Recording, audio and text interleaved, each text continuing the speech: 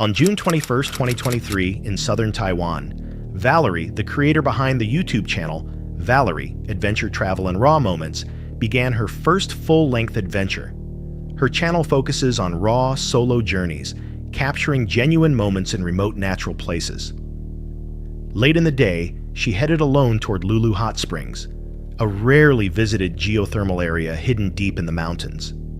The plan sounded simple: hike for hours, camp alone, and sleep on naturally heated ground. From the beginning, the environment felt calm, yet demanding. Here at the junction, where it goes to Lulu Springs this way. So for me, it was pretty much 1 hour, and I'm sweating like hell. I regret that I started at 12. Into the jungle.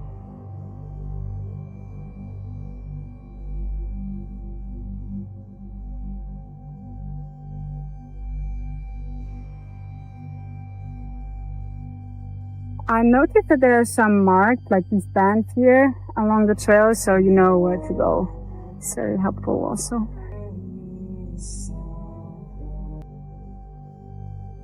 I made it to the highest point. Now it only goes downwards, so it's a bit easier, but also more tiring tomorrow. Should have brought more water also. I only have like 1 liter left, and I still have today and tomorrow. Okay, here it really gets steep. There are some ropes attached. So crazy. It really smells like egg here from the sulfur. Yeah, the smell, you can tell it's a hot spring coming from deep in the ground. The hike unfolded under extreme heat. Sweat came quickly as Valerie followed faint ribbon markers through steep forest trails, using ropes where the path dropped away sharply. The sulfur smell grew stronger as the ground warmed beneath her boots. After nearly 4 hours, she reached the river, silent, empty, and alive with geothermal energy. I made it! No one's here. Wow. So cool. Is that stone? I don't know. Ooh! Wow, it's so hot. It's like coming straight from the boiler. Every few meters there were holes where hot water bubbled out and collected in puddles. This one was probably 70 degrees hot.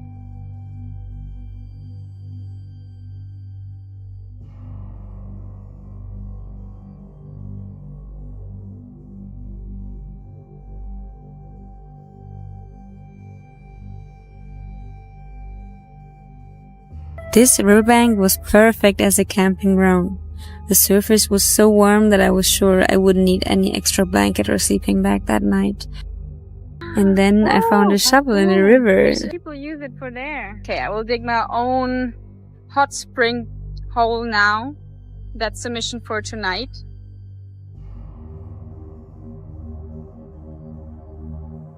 I'm collecting some wood and grasses for a bonfire I want to make. These are good for starting a fire. I bought some fried rice in the restaurant before I came here. And that's what I'm gonna have for dinner. It's crazy. Wow. I really don't need more than just my yoga mat. And yeah, this pillow, and that's it. Boiling water seeped from cracks in the rock, staining the earth in unnatural colors. Using an abandoned shovel, she dug a small hot pool beside the cold river and prepared for the night, sleeping on a yoga mat as the ground radiated warmth. I'm now heading to the heart of Lulu Hot Springs, the main steamy area. It's located in a canyon, which makes it a bit dangerous because it's a rockfall area. You can feel how hot it is even without touching the rocks. Also, my ring changed its color. It was golden before. It's because of the sulfur.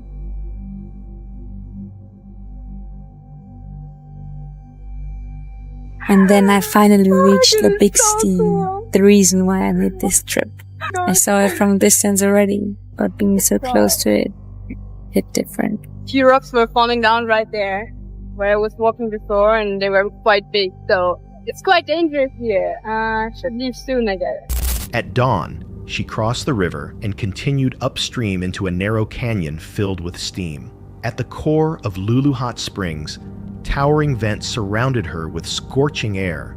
Minutes later, Large stones collapsed from the cliff above, crashing onto the path she had just taken. I'm really exhausted from yesterday and today as well. I actually packed 2 boxes of fried rice, but since it was still warm when he packed it and I didn't let it cool down, the condensation made it going off pretty quickly, so I can't eat it anymore. And yeah, my lack of water, of course. After about 3 hours of climbing vertically with close to no break, I made it to the top. Hallelujah. I made it. From now on it goes downwards, so it's easier, but be aware it's also very slippery. My last bit of water. But almost there. I'm so lucky. I was walking down the last few meters and then this car stopped and asked me if I wanted to hop on. Thank you so much. Bye-bye. The way back was far harder. With little water remaining and spoiled food, she climbed for hours until finally reaching the road, where locals helped her return to town. This journey wasn't paranormal, but it was genuinely dangerous. Heat, rockfall, exhaustion, and isolation quietly turn beauty into risk. When nature gives no warning and no second chances, how closely can beauty and danger truly exist before one becomes the other? This footage was captured on the night of May 22nd, 2023. The person filming is Alex, a long-haul truck driver from the YouTube channel Alex Nino, which documents real trucking life, late-night deliveries, and trying to sleep on the road. What starts as an ordinary night slowly grows uneasy. Mechanical worries, tight schedules, and nowhere to rest for long. By the end of it, Alex realizes the real threat was never mechanical. Hey boss, do you guys have def? Yeah. Yeah? Oh, perfect, man. My truck was about to turn off on me, so I parked right there. I'll put the def at my pickup, at my delivery right now. But I don't know why or what went through me that I forgot to check the def. And the def is pretty much diesel exhaust fluid. If the truck runs out of it, you're done. Your truck will turn off. It's like you pretty much ran out of gas in your car. I was gonna make this delivery and then go put the def before my truck turns off on me. I go to this location right here. Man, after this delivery I have to cross the Bay Bridge. If this truck turns off on me on the Bay Bridge, I'm screwed. Just stupid cars next to me. Alright, now what I'm gonna do, I'm gonna brake it a bunch like this. That way my trailer goes all the way to that door right there. Go up. See how my trailer door is right there? My trailer's right there. Watch this. Get super close to that right there. Bada boom, bada boom. Your boy is in the building. Early on, Alex notices his truck is almost out of DEF, diesel exhaust fluid. If it runs dry, the truck can fully shut down. With the gauge nearly in the red, he stops at a Shell station to grab a gallon, worried about making it across the Bay Bridge afterward. At the delivery site, another issue appears. Oh man, I'm all messed up right now. I have a pallet that's a single pallet right here that's literally right at the door with no load lock, not secured, because I didn't have my load lock in the trailer. So what I'm gonna have to do right now is open this really carefully and hope that pallet did not tilt over.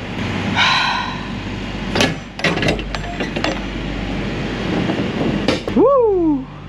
No, the only thing that I'm scared about is backing this thing in, because if I'm reversing, it can go like this. So I'm gonna see if they have a load lock or something, or you know what?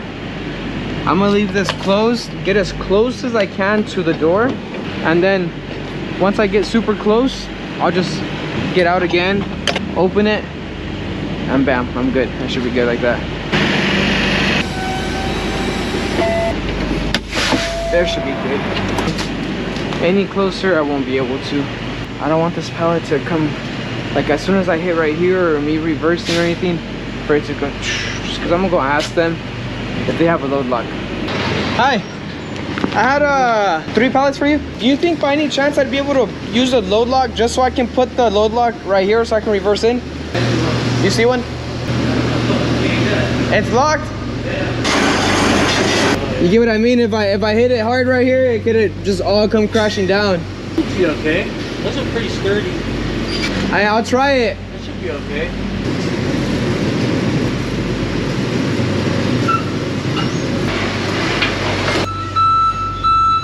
Alright, let's go put some deaf boys before my truck turns off. Let's go, little deafy. Ugh. A single pallet sits unsecured at the trailer door with no load lock. Unable to find equipment, Alex carefully backs in, knowing one mistake could send it crashing forward. Eventually, the night finally slows down. Inside his truck, his second home, Alex sets up a Bluetti portable power station and relaxes briefly, thinking the worst is over. Then, while parked in a quiet residential neighborhood to sleep, he notices a man outside the truck, close enough to try the door handle. The doors are locked.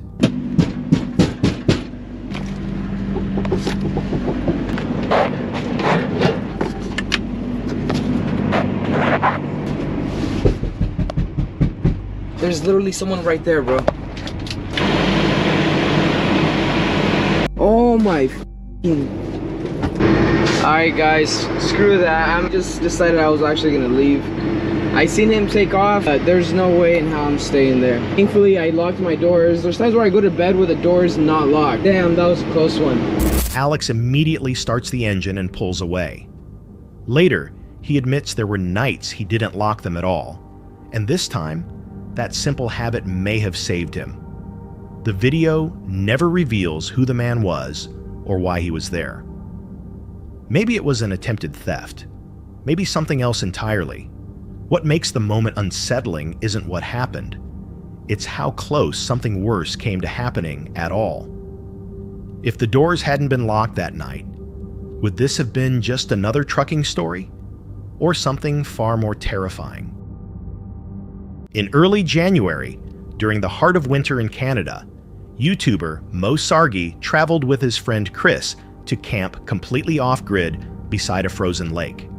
The video was recorded for the Mo Sargi channel, which focuses on outdoor camping, RV adventures, and searching for strange, unexplained experiences in remote regions.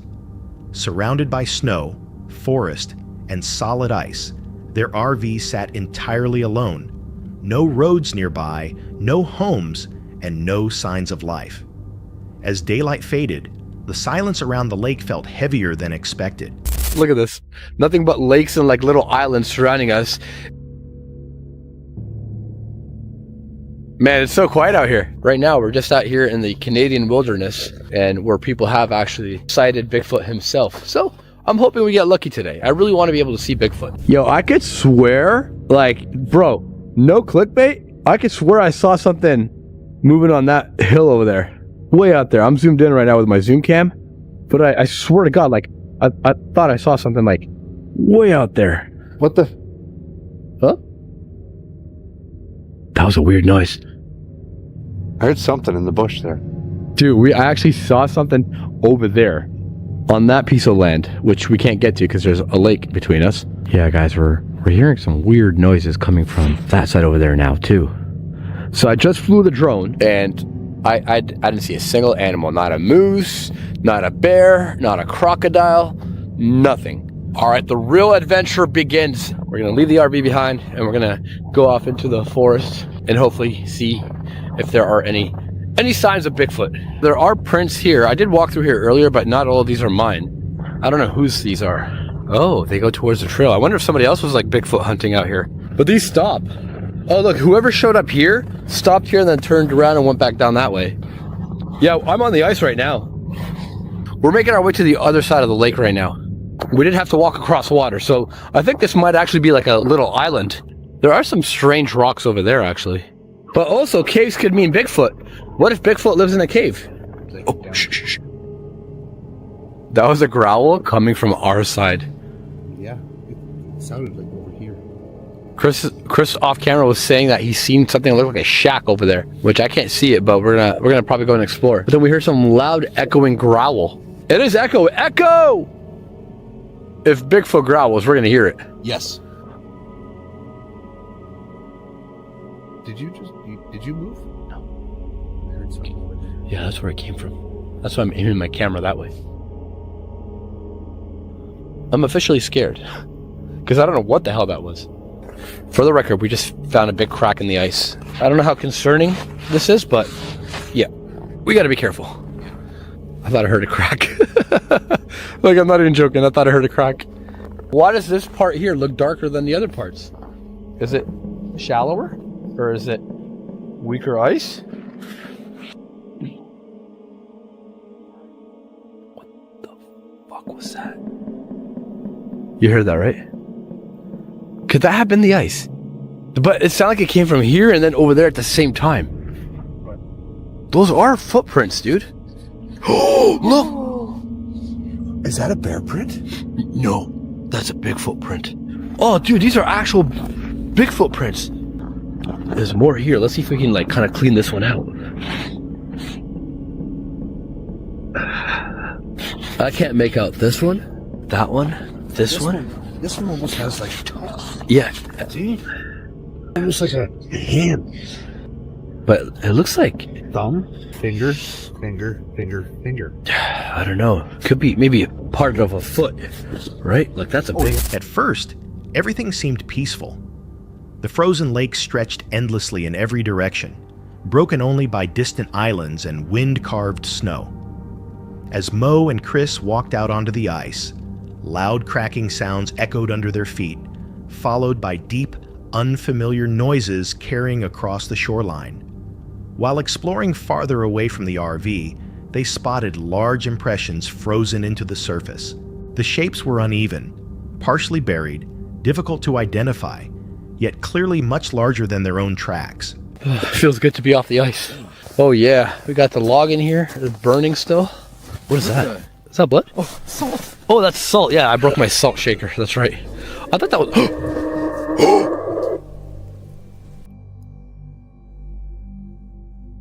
I've never heard that before.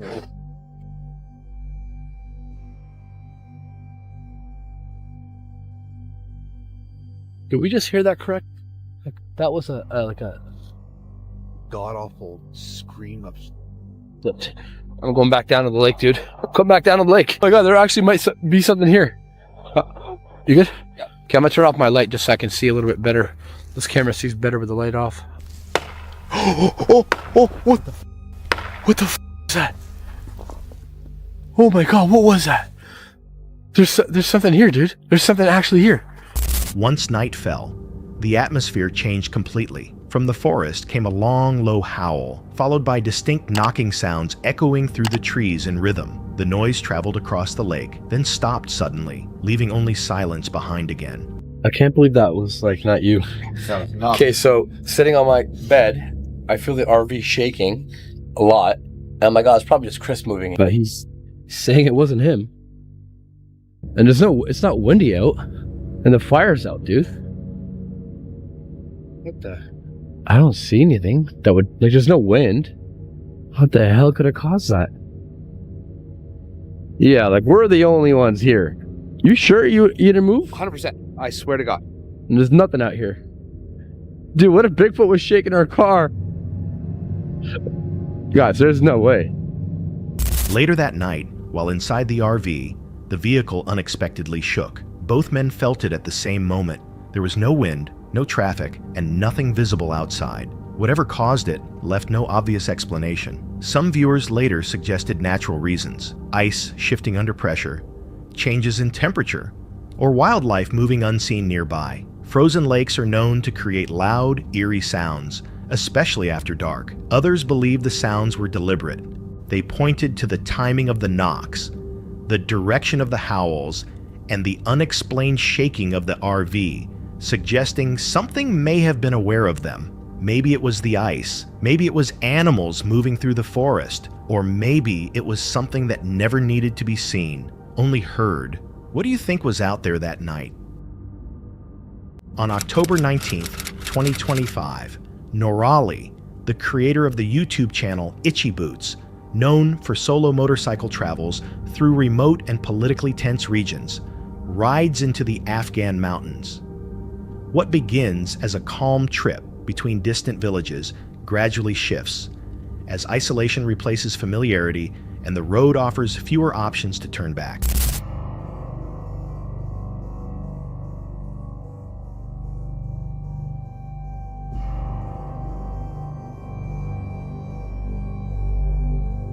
This is rural Afghanistan for you. A lot of supplies here. Wow. See, the houses are exactly the same color as the mountain that they're built from. I am approaching the next village, which is just hugging the side of the mountain there. Definitely a very different feeling to right here than in Kabul. Look, they have a waterway here. So we reroute the river to the fields. See here, they can regulate how much water is flowing through that channel. See, water levels are also very high here.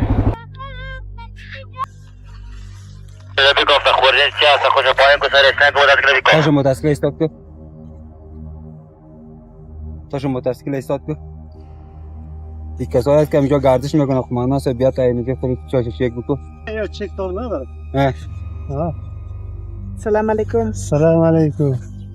Zan rolleri kan sikin negir.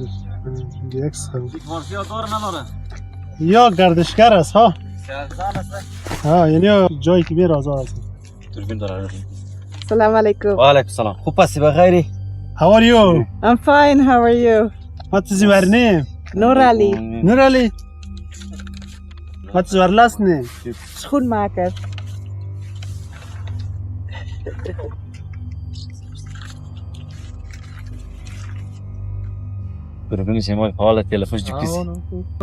Goodbye.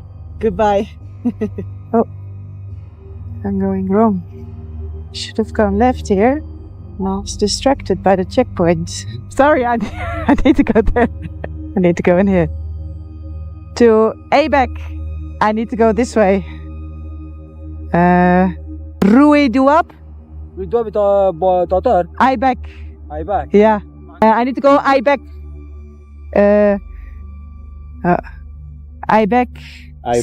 Samandan. Samandan. This way. Okay. Look at this. Right in between the mountains here.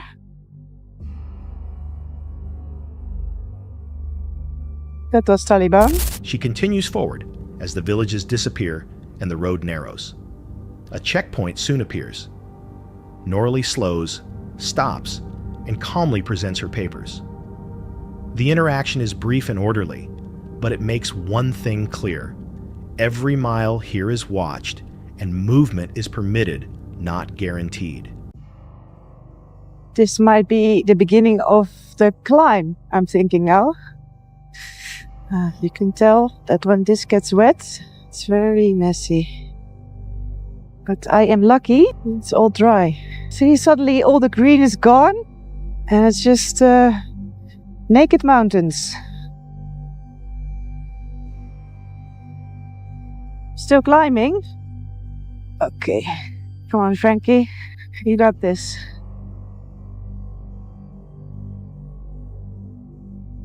This is not gonna be an easy pass.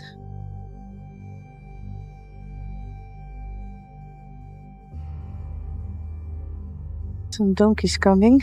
Maybe I'll wait for them, otherwise I'll meet them right in the corner. Salam alaikum. How are you?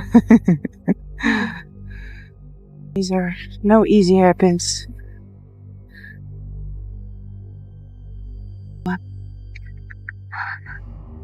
Oh, it's steep. Not there yet. Still very far up. Oh, it's so steep. Probably can't tell, but it's steep.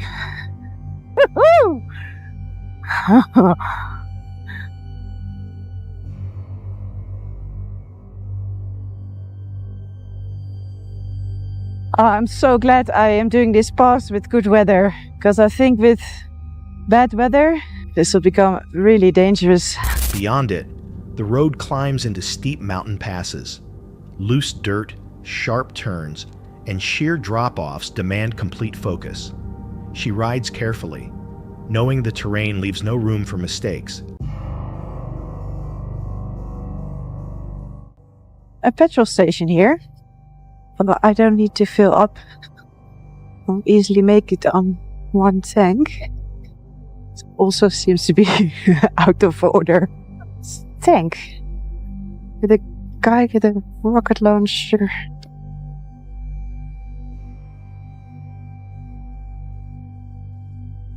It's a bit extreme. It wasn't a tank, but it was some heavy-duty armed vehicle. It's actually the first time that I see like heavier arms. I mean, so far I've just seen Taliban with, what are they, AK-47s. But not with these things. Deeper in the mountains, tension peaks when Norley encounters Taliban forces with armored vehicles and rocket launchers. The scene is sudden and intimidating, marking the most extreme display of power on this route. Many viewers noted that the real danger isn't only the landscape or the weapons, but the uncertainty of what could happen next. Was this journey courage, or a reminder of how close calm travel can be to real danger? On October 30th, 2023, the YouTube channel Travel Beans, known for slow family travel and van life adventures, begins searching for a place to wild camp in Scotland. Nothing appears wrong at first, yet an uneasy tension slowly settles in, silent but persistent. After visiting several of Scotland's most iconic locations, the journey quietly shifts. Sightseeing gives way to simply finding somewhere to stay. Hey, we made it! We're in Scotland! First time with Noah in Scotland! I'm already not feeling welcome here in Scotland. It's like they've turned the temperature down the second you get in here. As it was late, we decided to stop at a service station along the route for the night. First night done, and we felt very welcomed here in Scotland, mainly because we had to pay £10 for the privilege of doing so. But we had probably the best showers that we've ever had in a service station. We don't think it's that big a deal that we feel welcome at a service station because obviously they have money to make. The real test is going to be how welcome are we going to be out in the beautiful Scottish countryside. Let's go to Loch Lomond. The plan is to wild camp tonight, so we are on the lookout for a really great park up spot. We use the app Park for Night, and I'm filtering it by places that are surrounded by nature, and we've got this one here right next to a loch, but also it is right next to the main road. It's very, very loud. Yeah, it's pretty though. Unfortunately, I think this one is going to be a no because it is too close to the road, and we have had a bad experience with this in the past. We headed further away from civilization in search of the perfect spot. Look at this place! Oh, wow! Oh, Scotland, you beauty. We have found our spot for the night. We always say on this channel the camera never does justice to what we're seeing, and this is another example of that. They discover multiple beautiful spots. They seem convenient, even inviting, but each feels too exposed. The thought of locals honking late at night keeps them moving. Driving farther into quieter areas, they eventually find a secluded parking area beside the water. It feels perfect, peaceful, exactly what wild camping should be. That comfort fades quickly. There is always going to be people letting the side down. We've got a fire pit, which I'm not sure if that's strictly legal or not, but what I do have an opinion about is taking a and leaving it there. So let's have a chat. Why do we not feel welcome in Scotland? This is the only place that purposefully we have been woken up by locals beeping at us. Which is why we try and find places off the main road. A lot of locals do not like camper vans for reasons like the poop that's outside. At the end of the day, the problem is that there are bad eggs letting the side down for the rest of us. There have been reports of parking in the passing places, emptying grey waste on the side of the road, ignoring no sleeping signs, and just being generally bad drivers. I think that, along with the growing popularity of things, has just been the perfect cocktail to create so much havoc that the locals just end up hating all of us. As we gave an interview a couple of years ago with a newspaper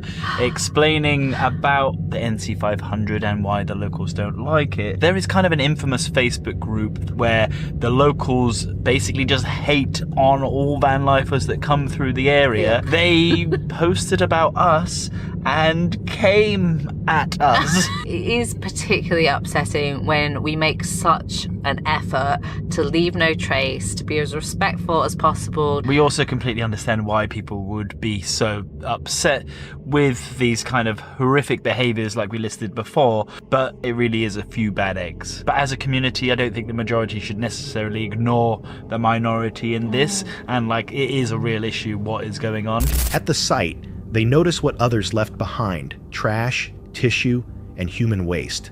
The scenery remains stunning, but it's damaged. Here, the reason behind local frustration becomes clear. They speak openly about anger toward van travelers and recall being insulted in a local Facebook group, where all van lifers were treated the same. The next morning, the journey continues. Nothing stops them, but something lingers. The fear here isn't an event, it's a consequence. A quiet reminder that repeated disrespect can turn beautiful places into silent warnings. When no one confronts you, yet the land itself feels uneasy, is that still a welcome? Or is it the final sign things have already gone too far for everyone now out here? On November 8th, 2021, Kyle and his crew from the YouTube channel Stromedy, known for staged scare content and horror-style challenges, enter an abandoned treetop structure near the Capilano Suspension Bridge in Vancouver, Canada. High above the ground, the place already feels risky, silent, exposed, and difficult to leave quickly. Okay guys, we are now approaching what's called the Cliff Walk, which is actually a certain pathway that you need to take in order to get onto the suspension bridge. That does not look safe. Well, exactly, Cameron. All right, let's go, let's go. Do you think this is gonna hold all of us? We're going like underneath the freaking dock. We have to walk across that in order to get to the bridge. Yo, that's crazy, Kyle. Hey, yo, let's go, guys, let's go. Holy crap, this is so freaking skinny. Stromedy Squad, keep your eyes peeled for clowns. We know they're very vibrant and easy to spot. This is freaking insane right now. Look where we are, guys. We're making progress along this crazy freaking cliff walk. Holy crap, look, we're literally just being held up by these two metal rods right there. Everyone just take it easy on your feet. We don't want this thing to freaking collapse. Kyle, I'm really scared. Oh my god, what? It's taking us up along the side of the cliff now? Even higher. What the freaking heck? Guys, remember, we heard that freaking clown over on the other side, Dude, so you know just... what? I feel like this specific cliff makes their noises echo, so you'll never know what side they're really coming from. Yeah, You know what I'm saying? it sounds like it's coming from all around you. Okay, guys, I think the suspension bridge is up here. Look how high up we are right now. The bridge has got to be somewhere like right up there. Whoa, what the hell is this place? It's almost like they're trying to welcome you here so that they can sneak up on you. There's something about lights, though, that just make it seem a lot more like a circus. Yo, it's starting to take us down now. I think the bridge could be somewhere up there. Oh, wait, I'm seeing it again. Okay, let's go.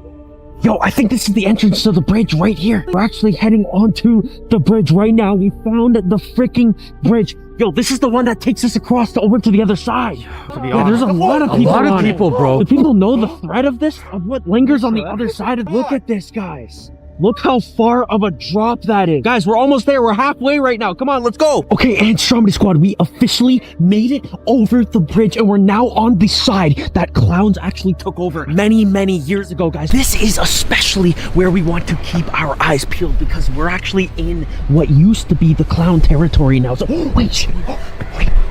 You guys heard that? You hear that? I did. Yo, It like came up there. Yeah, it sounds like it's coming from like above us. They move across hanging walkways, surrounded by height and open air. There's no solid ground beneath them, only narrow boards and gaps that force cautious steps. The deeper they go, the atmosphere shifts. Echoing sounds travel through the forest, hard to trace. Playfulness disappears. focus replaces jokes. All right, guys, we're heading up to the top of the fortress now. We're actually gonna go into the tree forts. Oh my God. We're literally up in a platform in the sky, and it literally runs all the way down there. Hard to believe that clowns once controlled this entire area. We are literally on the hunt to find any clowns in the area and capture it on camera. We've been looking now for about 30 minutes in this abandoned tree fortress. Wait, guys, wait, you see that? Wait, it looks like a clown over there. Get closer, get closer. Wait, what is he doing? Let me get a better view of this. Look at that. Oh my God, I think that's one of the clowns that fought in the conflict. See, I knew this place wasn't empty. I knew clowns lingered here still. Then, beneath the platforms, a figure appears. A clown standing in the shadows. It doesn't rush, it just watches. The distance keeps it unclear, but its presence alone changes everything. Wait, yo, this path comes all the way up here. If he starts coming up these stairs, we gotta run. We gotta make a run for it. Yo, look at his face. Oh my God, he's looking this way. Guys, get down. Get down, get down, get down, get down. How do we get past him? Yo, look at him. What the hell's he doing? God, yo, wait. Guys, get down. Holy crap, yo, look at this freaking clown, guys. What the hell is he doing? He's definitely like patrolling the area, like making sure there's no humans in the area. Wait, oh my God, he looks so mad. Guys, stay down. Oh, holy crap. Oh. Oh my God, yo, run. He's behind us.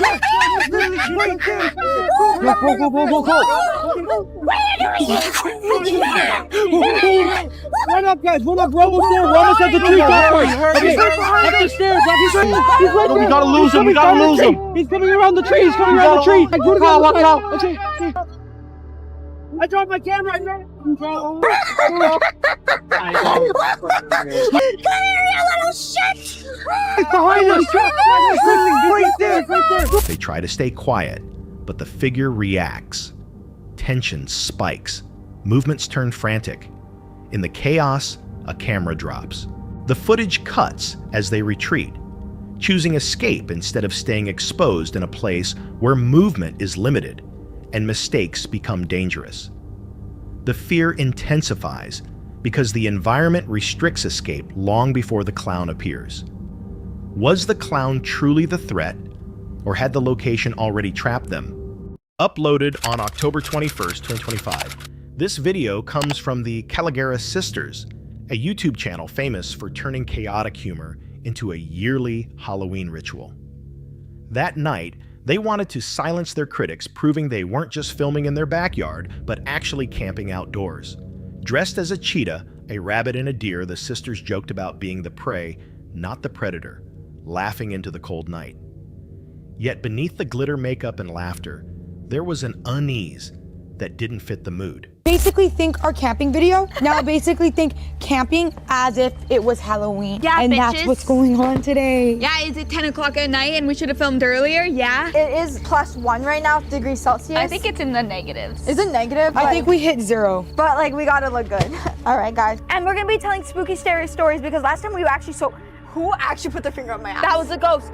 We have to tell that story. It was a ghost. The way Sunday got her finger blasted by a ghost. That was insane. ass blasted by a ghost. That's what fucking happened to me. Let's go. Yeah, did get her finger blasted today. Yeah, by out. Disclaimer for the video, no one got finger blasted. Nobody's stepping shit. We can't say all is so dark. Nobody's stepping shit. So dark. You guys should put on sweaters, guys. You guys are gonna get cold. No, beauty is pain and there's beauty in everything with a little bit of hunger. No, that's not the right lyrics. No way, there's a box and we didn't bring scissors outside and we can't use a box. This is a sleeping bag. So, Noah, are we dead ass? Did you get sleeping bags too or no? No. Noah, you're fired. Noah, you're fired. Noah? Should I tell the story? Yeah. One day, a girl went to babysit. She put the little baby in the cradle.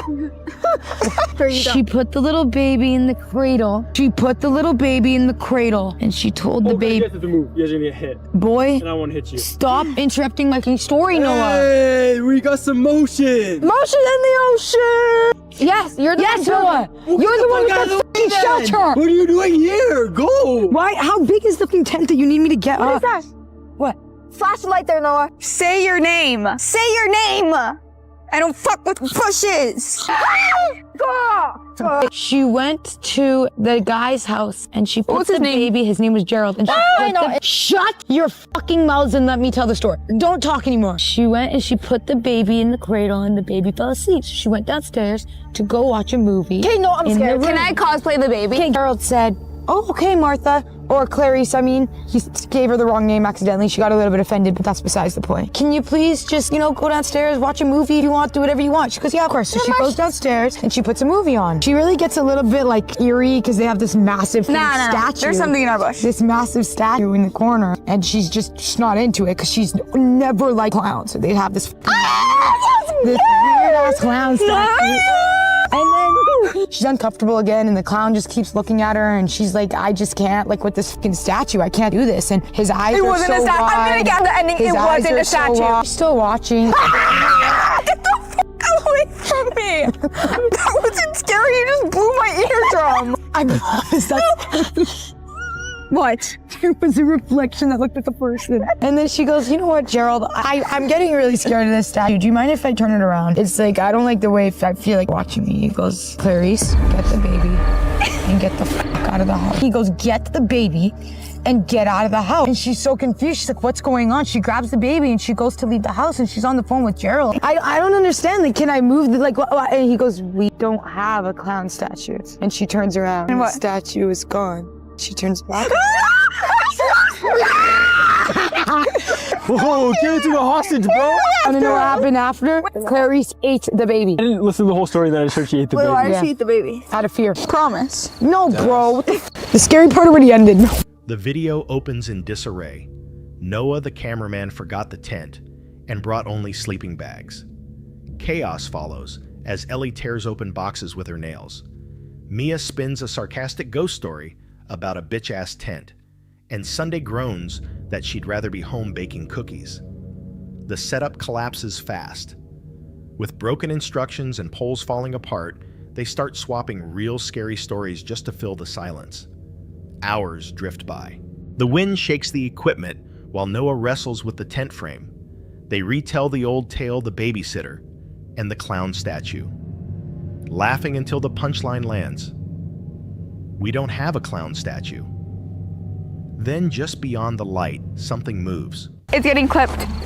Mia's really camouflaging now. Mia's camouflage this tent right now. Now we're cooked. Everyone catch his license plate, catch his license plate, Yeah, catch his we're license so plate, cooked. catch his license plate, leak it. Stop coming to our fucking house! Everyone, if you come to our house, next time you're getting fucking shot. Okay, Noah, the progress, I'm seeing it, but I'm not loving it. Can we just go inside it now? Noah, is it done? No, Should we go it's not inside while fucking he done. finishes it? We're gonna go grab cover to put it inside there. You guys wanna sleep in there tonight? Yeah. No, it's -5 outside. We should get some safety hazard stuff. We should get like a gun? Yeah, no. Did you see another pole? You're missing a whole fucking Found pole. it. How are you missing a whole pole? Oh, there you go. Found the pole. Do you have any weapons for us just in case people come?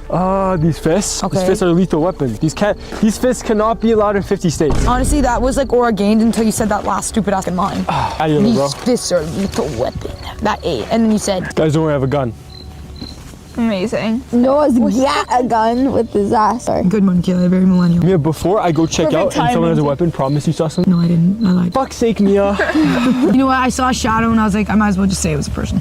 Whenever my brother and I came home late for dinner, our dad would tell us about the hide behind. These creatures, he would say, follow hikers around as they walk through the woods. Thank God I don't hike. At the crack of a branch, you'd turn Literally around, camping. but there'd be nothing there. The hide behind would follow you until your heart stopped from the front. Oh my God! What? Do you guys remember that story of the girl who went into the woods and then those people were like, Slenderman, and then stabbed her friend? Yeah. Wait, I'm actually really scared. Me too. Wait, Noah, can you look down there? I see something. Stop it, Noah! Stop it! Noah, look down. What was that? What was that? Curious? I promise. Yeah, I'll play around with that shit. In my pole. For a while, I'd never stay in the woods too long or too late, and I was never late for dinner. Neither's Ellie. Yeah. My heart would skip a beat, but I dismissed it as a deer, or simply paranoid. Oh, dear. Ellie. I should have listened to my instincts. Okay, trash story next. A few years ago, I was putting my friend's daughter to bed for the night. She was about 3 at the time, and she was fighting going to sleep. She asked me why she had to go to bed, and I said, because it's late. It's time for little girls to go get a good night's rest. She then pointed across the room and said, what about that little girl? I know, that's actually scary. For your 3-year-old do that? Yeah. I'd actually that kid would be for adoption. I'd be at the fucking house. Someone else could fucking deal with that shit. Guys, I'm actually really want to go inside. I'm actually really scared. I think I see someone. Hold this. You scare me? You think you're gonna scare me? Don't ever do that again. Why is he running like that? No, I promise. I promise. He ran home. I promise. Where's and he left the camera? No, I swear my life. Yeah, I died. Stop. Stop it. I swear my life. Stop. I swear my life. There, you're not even getting the camera. Noah, stop it. Stop it. Noah, stop. Noah, stop it. Noah, stop. Noah. Oh, sorry. I was in my throat. I don't know what happened to the camera. I'm too scared. No, I promise I'm really scared. Me too. What? No, he's fucking with us. No. Noah, please stop. No, stop. Noah, I won't cook for a week, a month, a year. Noah. Oh my god, that's so fucking scary. Wait. Where is he? Look behind you. Look behind you. Oh my god! Julia, look behind you. No. Where do I look beside you. Look beside you. Noah, stop it. What would you guys do? What would you guys do if Noah pulled up and that wasn't Noah? Your one eye was just tweaking the fuck out. I'm scared. I'm scared. Nah. I'm scared. I'm scared. When it circles back a few minutes later, the atmosphere changes. The laughter dies out. The sisters stare, trying to act unfazed. The car stops this time. The light doesn't shift. Noah tries to ease the tension with a short story about a father, a daughter, and a blanket, his tone flat, the humor gone. The story trails off without an ending. Then from somewhere in the dark, a sound cracks the silence. Leaves rustle. The camera jolts. Someone gasps. For a second, it's unclear if they're still playing around. When Noah reappears, the relief feels unnatural. The tent finally stands uneven, crooked, but standing. They call it ugly, but done crawl inside and try to laugh it away. Outside, nothing stirs, except the faint sound of air that doesn't seem like wind. The fear likely wasn't from anything supernatural. It was real tension, exhaustion, cold air, and that same white car that came back twice. A simple moment of uncertainty turned into something far more unsettling on camera, not a ghost story, but a raw reminder of how quickly safety can slip away when the dark feels like it's watching. Uploaded on October 15th, 2022, this video comes from Outdoor Boys, a YouTube channel where Luke Nichols and his sons share genuine outdoor adventures through camping, exploring, and family bonding. In this episode, Luke surprises his son Tommy with a secret trip taking him out of school for a father and son getaway. Their mission: explore an abandoned highway ride through a chain of tunnels rumored to be haunted and camp overnight in the forgotten shadows of history. But when they reach the first tunnel, something feels wrong. The air turns colder, the silence grows heavier, and the walls crumble with time. What begins as lighthearted curiosity slowly becomes a trip that feels cursed. We are on an abandoned highway. More than 80 years ago, this thing was built as a modern engineering marvel. And in the 60s, it was replaced by a larger, more efficient highway, and this became abandoned. So me and Tom are going to explore this abandoned turnpike and a couple potentially haunted tunnels, and we're going to do a little bit of a camping trip. You excited, Tom? Yeah. Tom, is this crazy? We're just riding down the highway. This is fun. Well, the first thing we noticed is that there is a healthy amount of graffiti on this road. Tommy's learning some new words. Somebody lost their blankie.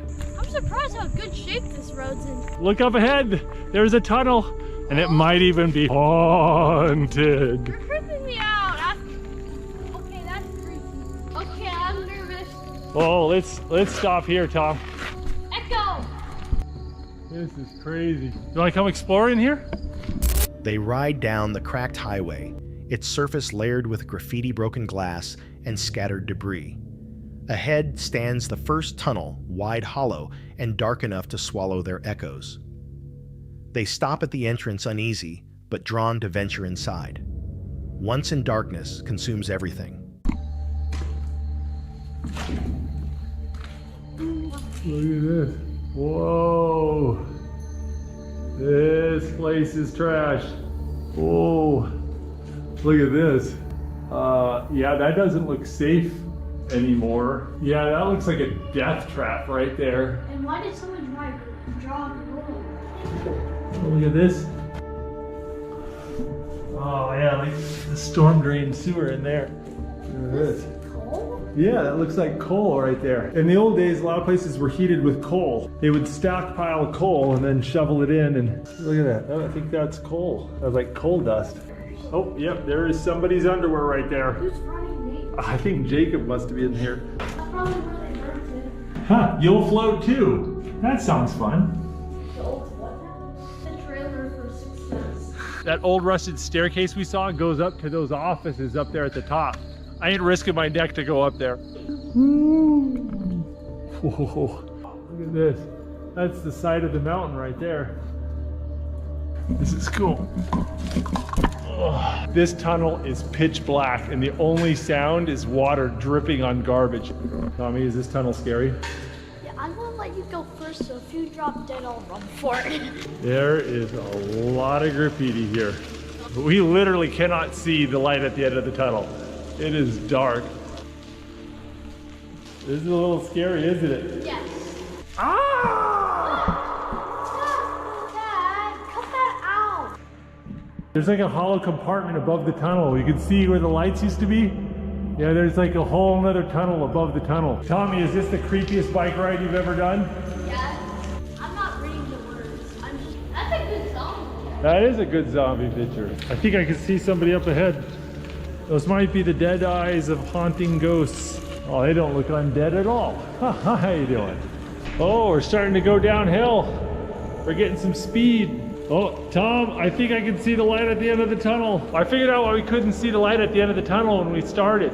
There's a hill inside this tunnel, and so you have to get in the middle of the tunnel on the top of the hill to be able to see the light on both ends of the tunnel at the same time. There's a door. Oh, we made it. It's a lot warmer out here.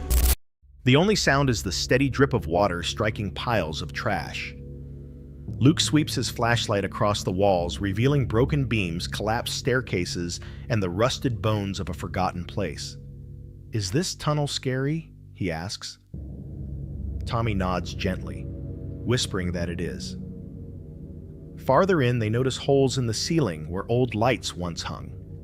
At first, no light is visible from either end, until Luke realizes the tunnel rises in the middle. Only from that peak can you see faint daylight on both sides. They coast down the slope, their wheels echoing as they race toward the exit, laughing when sunlight finally returns. We're walking to the car and I notice the front tire of my bike is flat. Check this out. Look at this. See this right here? Crazy wrinkled and melted and stuff. And the exhaust pipe heated and melted my tire. Dang it. I have now popped both tires on my bike. This trip is cursed. Yes. Me and Tom tried calling a couple different hotels here in Gettysburg, and the cheapest one we found was $300 a night. Insane. So we're gonna drive about 40 minutes away, see if we can go camping. We're here at Codorus State Park in Pennsylvania, and we found a place. $36 a night for a tent spot, but I'm grateful to have it.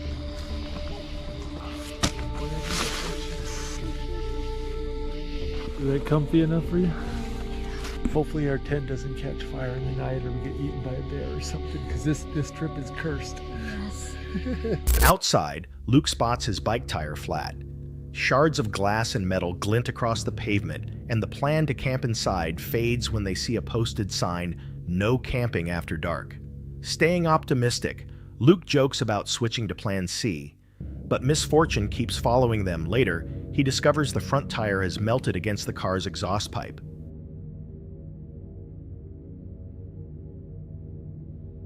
Standing in a parking lot, Luke laughs in disbelief. "This trip is cursed," he says. With hotels in Gettysburg booked solid and prices soaring to $300 a night, they drive 40 minutes to Codorus State Park. There, a $36 campsite finally gives them a spot to rest. That night, Luke jokes that he hopes their tent doesn't catch fire or draw a bear before they fall asleep.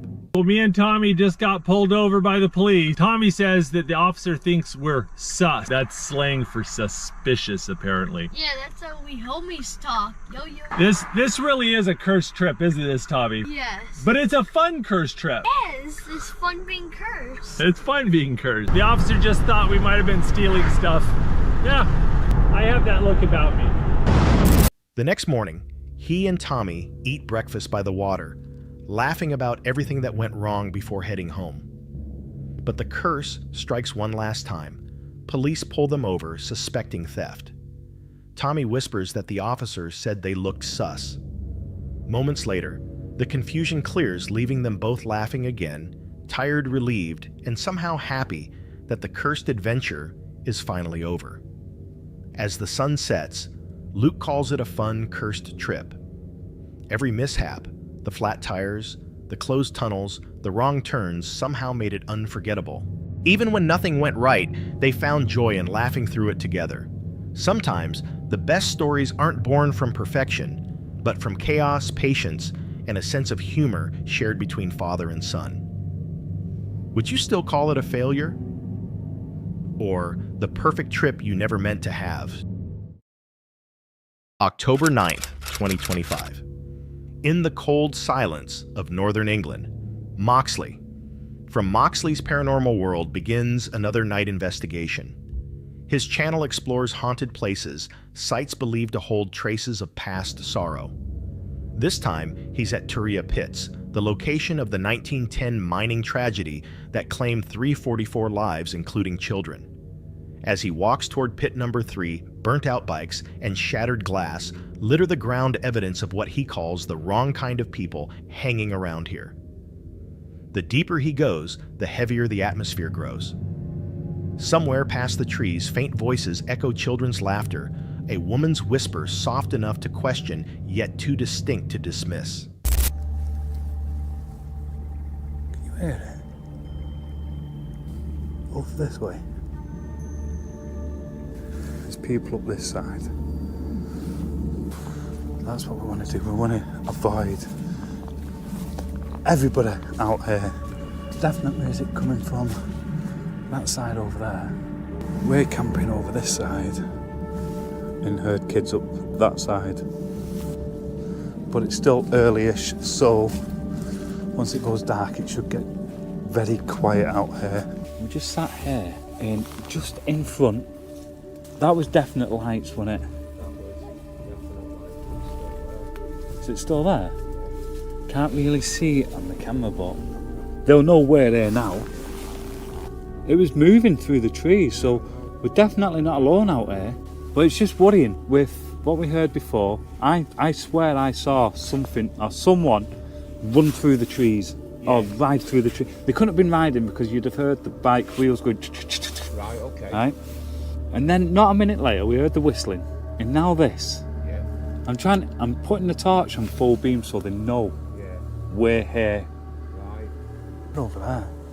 I can see it through the trees. It's bright orange. Yeah. I'm not sure we can. Yeah, I can just see it. I can see it a little bit. There's something just off. Every time we switch these cameras off, Something happens. When we put the cameras on, it stops. It stops. Yeah. I know that sounds It's iffy and fishy, yeah. but believe me. Hey Ming. Literally just sat down, just about to start talking. This is ridiculous. Right. There's some fucker walking around out there. So we're literally just about to start talking about the history and that. And you heard like somebody walk through this side and I'm pointing the torch. Let's go check. It's come from over there. That's what it sounds like. See that what I've just done then? It's exactly what it sounds like. The other thing about where we are is there's a lot of... I've never seen anybody like that, but that's not to say that there's people out here watching what we're doing, because we are hearing some of the weirdest stuff. Is it people? Or is it paranormal? Hello? When night falls, a shadow glides silently between the trees. Then a sharp whistle cuts through the stillness, too intentional to be wind. Moxley and Ming set up camp on a level patch of earth, but unease tightens with every sound. Soon after, bright flashes flicker through the forest movement between the trunks, followed by 3 deep thuds from the direction of the pit douche. Douche. Douche. Through the branches, an orange glow sways another campfire. Both men realize they're not alone. Turn the spirit talker on. Just whilst walking through. Just to see if anything comes through on it. Compassion. Compassion. See how dark that is then. Compassion. Right, so we're hearing some weird noises out here. You walking around. It's a bad idea. What's a bad idea? Coming out here? Camping out here overnight? You're trying to warn us not to do it.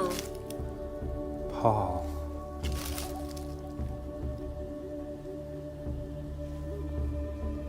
Smell. Smell. Who's here with me? Who's out here in this forest? We're all around you. What? We're all around you. In one of the stories is of eyes, stuff like that, that's been seen watching people. So it's you that's watching us. Is it you that's walking through here? Come up to our camp. There's our camp, just there. There's Ming just sat down. Right. Find my ashes. Find my ashes. Right. Let's go back to camp. Walked around. There is nobody here. There's literally nobody else here. It is just us. And as you've seen, I've just walked all the way around, all the perimeter, got back, heard a voice. Somebody just spoke out here. So just before I started recording, we had two claps of thunder. Claps of thunder. Like, it definitely sounded like thunder. Definitely. So not only have we got to watch out for whoever's watching us, the paranormal, now it looks like we're going to end up with a thunderstorm. Here comes the rain. Here comes the rain. And we're in. And this is no exaggeration, one of the UK's most haunted forests. It is classed as one of the UK's most haunted forests. The rain has pretty much died off now, which is a good sign. Right, so whilst I'm walking down here, I'm just going to play the spirit talk, just see if anything relevant comes through this with the area. Beware. Beware. Straight away, beware. Beware damnation. Cruel. Was it torture? Cruel. Cruel with what happened here? Person. Back to back. That's unusual, isn't it? Acceptance. Are you out here? If you are. Leave me. Glenn. I was sick. You were sick? Betrayal. You're being followed. See. Sigh. Can you show yourself to me? Robert. There's nowhere left to go. Boat. Bill. It's going mad. Belittling. Love. Look at this over there. You are limitless.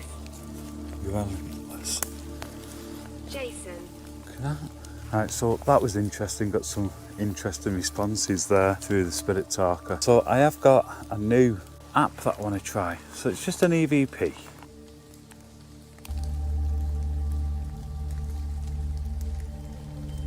The fuck was that? Did you hear that? Let's listen to this back. That was so strange.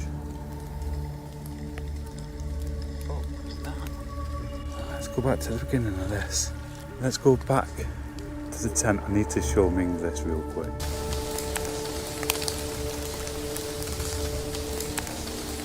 Did hear that with my own ears though. That was like somebody went, hello, hello. Let's see if Ming makes any sense out of it as well. Right, listen to this. Yeah, it's right there. I can't wait to get that home and check it out. That was like somebody went, hello, hello. Like that. but I didn't only just hear it on the EVP. Yeah. I heard it because I reacted. I was like, what was that? Right, okay. Honestly, this is actually incredible. Listen one more time.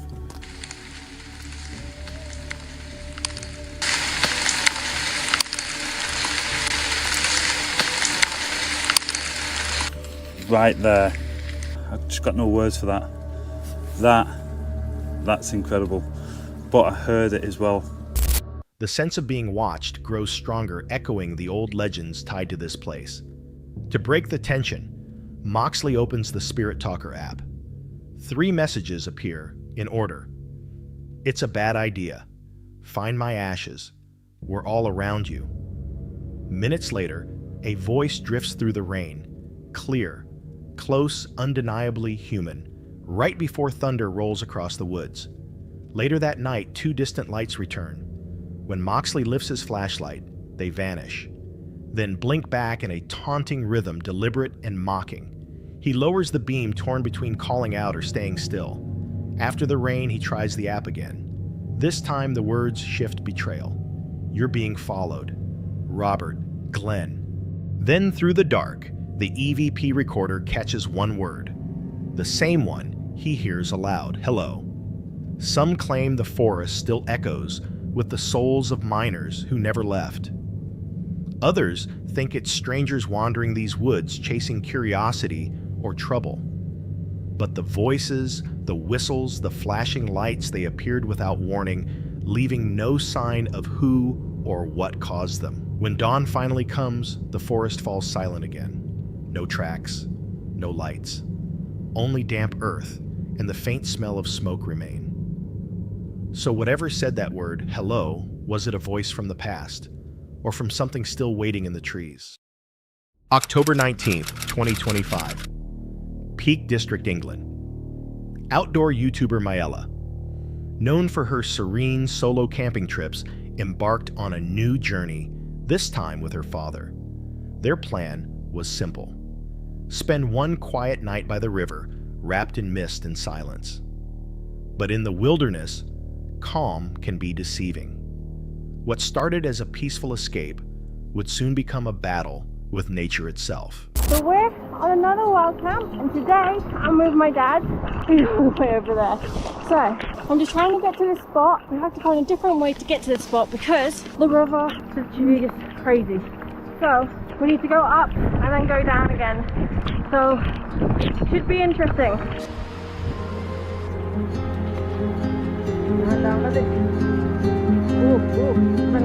Okay, so we're here at this spot. I don't know if you can hear me right now. There isn't enough space for 2 tents, so me and Dad are just going to share one tent and we're going to put the tarp up. So let's get going because we're tired.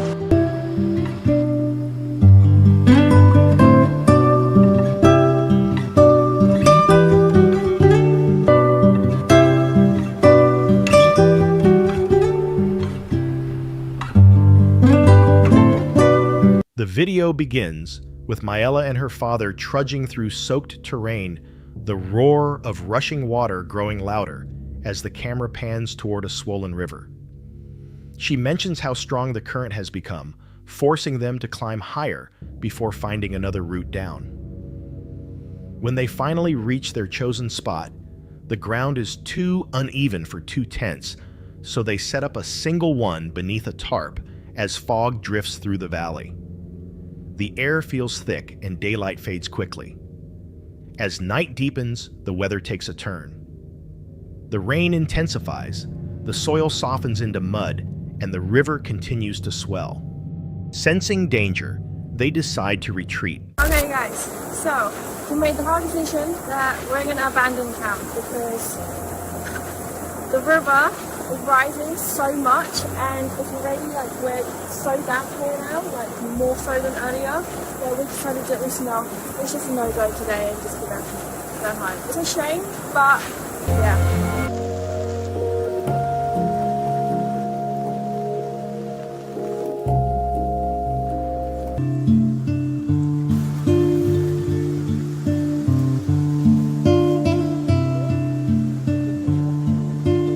The footage shows them hastily packing drenched gear beneath a darkening sky. By the time they reach their car, Both are soaked tired, but safe. Inside, her father reminds her that safety always comes first. Later, they discover that a massive tree had fallen at right near their former campsite, a chilling sign that leaving was the right call. Back in the car, Myla reveals minor cuts and bruises from the rough ground. She admits the trip wasn't a success, but that's exactly why she wanted to share it. Because out here, not every adventure ends with a view. Sometimes making it out is the real victory. It's a shame that we had to abandon, but at the same time, it's understandable why we needed to. We really tried to push it as much as we can. We even put the top up, but it just wasn't happening. And I've got tons of cuts because I fell over so many times. To be honest with you, it's really nice here, but I don't think I'll come here when it's raining again. Viewers applauded their decision to leave, though. Some pointed out the risk of camping too close to the river. Perhaps it was just misfortune, or maybe a quiet warning from nature itself. They left just before the flood reached their tent. Yet as the footage fades to gray, one question remains: did they leave by choice? Or did the river decide for them? November 17th, 2019. Deep in Michigan, USA, YouTuber Connor Thomas, best known for his comedic vlogs and wild challenges, uploaded something completely different: the killer clowns at my campsite. This time, there were no jokes, no laughter, just a disturbing rumor about clowns spotted near a familiar campsite and a late-night decision to see if it was true. What began as another lighthearted adventure would quickly become something they wished they hadn't filmed. The video opens with Connor showing Dayton a photo, a lone figure in a full clown outfit captured deep in the same forest they once camped in. All right, look at that. Okay, screw off. A clown, okay. A guy, Bro, a clown. Who acts like that when I show him a picture? Screw you. Because you drove all the way to my house, act like there was a big deal, and you told me to sit down and there's someone in a clown costume. Okay, what year do you think that photo was taken? I don't know. All right, remember in 2016 when like the clowns are super popular, the killer clowns or whatever, and they were on the news and people made fake videos and people were like, killer clown sightings and blah blah blah. Yeah. So you know how 2 weekends ago also I went on that Halloween camp out where like we couldn't film that weekend because I had to go with my family to that? Well, that forest in that picture is in the campsite that I go to. And that was about 3 weeks ago when that photo was taken. And we went like 2 weekends ago to a Halloween themed camp out. Taken 3 weeks earlier, the image was convincing enough to draw them back. They drove nearly an hour out of town, empty roads stretching ahead, headlights slicing through the dark. When they arrived, the woods looked quiet, almost unnaturally so. They left the car and started walking, camera rolling. Connor held a tripod partly to film, partly as protection. Their tone stayed casual, but there was tension beneath every word. The kind that comes right before something goes wrong. As they ventured deeper, a sudden metallic noise broke the silence. What? It sounded like a rattlesnake. I think it was, because that was a mouse, bro. A rattlesnake? I think it was a rattlesnake, like a Michigan rattlesnake. And then that, did you hear that like squeak? Yeah, I did. It was like a rattlesnake. Okay, well then let's not go that way. Bro. No, actually I don't want. It's kind of cool though to hear that. I guess. I don't even like want to. Sharp echoing like something rattling in the distance. They stopped listening, guessing it might be a Michigan rattlesnake. The trail grew tighter, branches closing in until a small shed appeared ahead. Neither wanted to approach yet.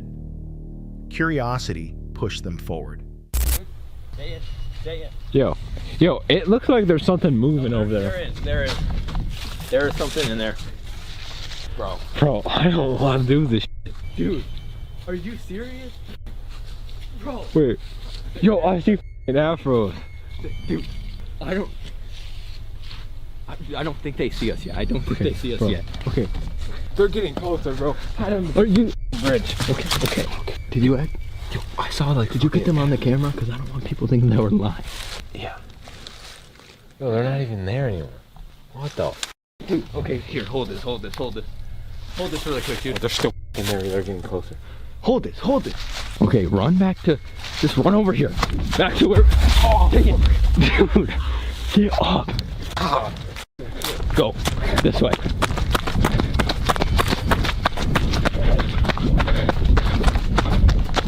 Are you serious? What the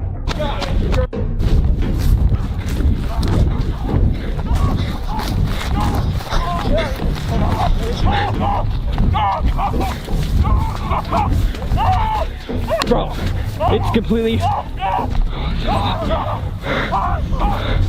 You serious?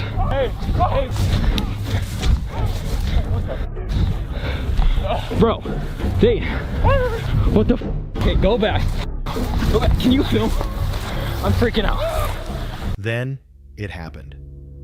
Connor noticed movement, a flash of red and white, the outline of a round clown wig. He froze, realizing exactly what he was seeing. The clown wasn't a story anymore. They turned and ran, panic shaking the camera as heavy breathing filled the mic.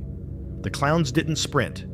They just followed slowly, deliberately, their calm more terrifying than any chase. By the time they reached the car, the woods had gone dead silent.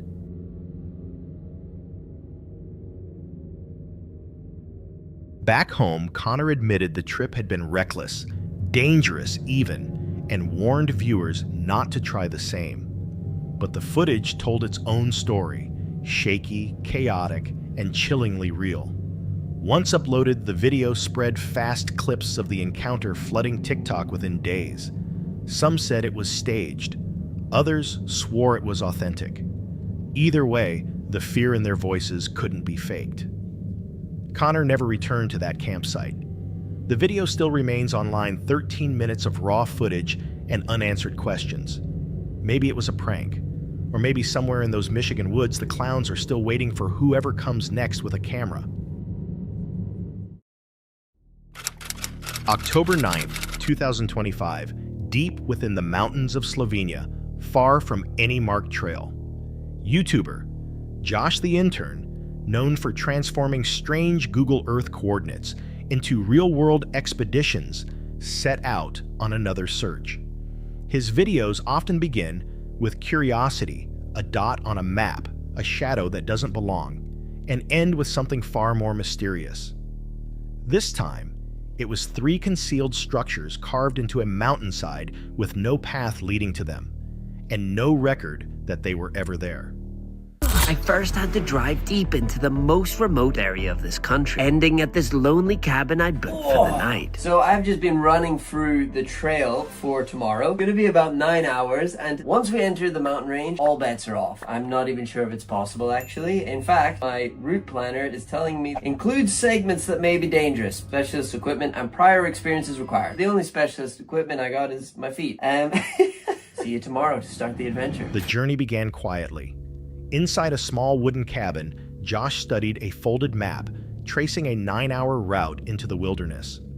On satellite view, he had found 3 perfect geometric shapes, too precise to be natural, too remote to serve any purpose. The only way to find out was to climb. Hours later, he was deep among the trees, the forest closing in on all sides.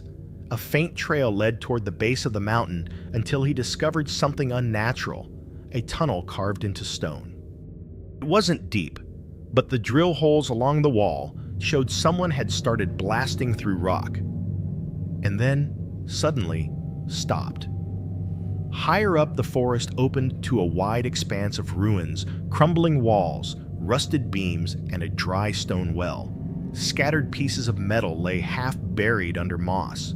Josh realized he had strayed far from any known route. This site wasn't marked on any map. Beyond the ruins, he found clearer signs of conflict.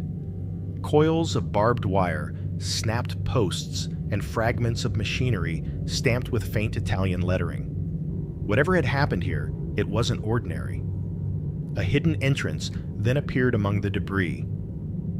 Inside was a bunker, its rooms narrow and cold, the walls made of thick concrete. Faint words remained, And as I continued my steep climb up the final mountain, the clouds briefly lift just long enough for me to spot what looked like another bunker entrance on the side of a nearby peak. So of course I had to take the detour to go check it out. Oh, look at this symbol on the wall. That is a little weird. I haven't seen any graffiti in this tunnel other than that. If you guys know in the comments what that is, let me know. I'd been hiking for hours, and my legs were really starting to feel it. You almost got me, mountain. But this mountain did not care. It only grew steeper and more unforgiving the higher I climbed. The trek was brutal, but I had no idea that the most dangerous part was still waiting for me up ahead. Oh my goodness. We have hit the ridge of the mountain range, and although it's cloudy, you could still sort of see just how rugged and wild this part of the mountain is. But here on out, it is going to become rock climbing, basically. It was an almost vertical rock cliff. I certainly do not want to slip either. Be a long way down. But being now so close to the structures I found on Google Earth, I pushed on. One wrong move here and I'm in a bad place. Oh, we're almost there. It was steep, but it was at least short. That's a great leg workout. I think I found it. I think I found them. Look at this. Oh my goodness, these are huge buildings out here. Like camouflaged on purpose. Look, it's fully tucked in on the sides. Let's get down to it. Go explore them. His flashlight flickered as his breath echoed through the corridor. Nearby, a second tunnel branched off darker, colder. A half-burned candle sat near the entrance.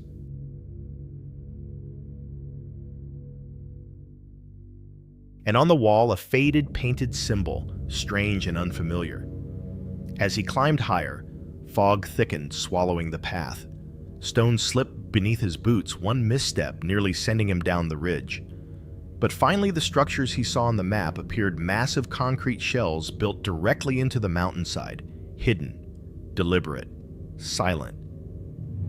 Inside one, he found a narrow hatch leading into a sealed chamber. No windows. Reinforced walls. It looked like something built not to keep people out, but to keep something in. Back at the cabin, Josh pieced the clues together. The Italian words, the ruins, the tunnels. They matched the Alpine Wall, Italy's defensive system built after World War I. But the structures at the summit didn't belong to that era. They were newer and different.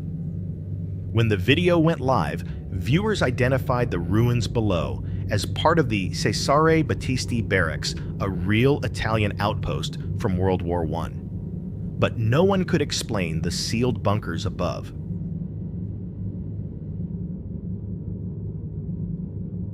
Some said they were Cold War listening stations. Others pointed to the candle, the symbol, and the distorted audio in Josh's footage, suggesting the mountain might not be empty at all. If these were only remnants of war, why hide them so well? And who or what left that mark inside the mountain?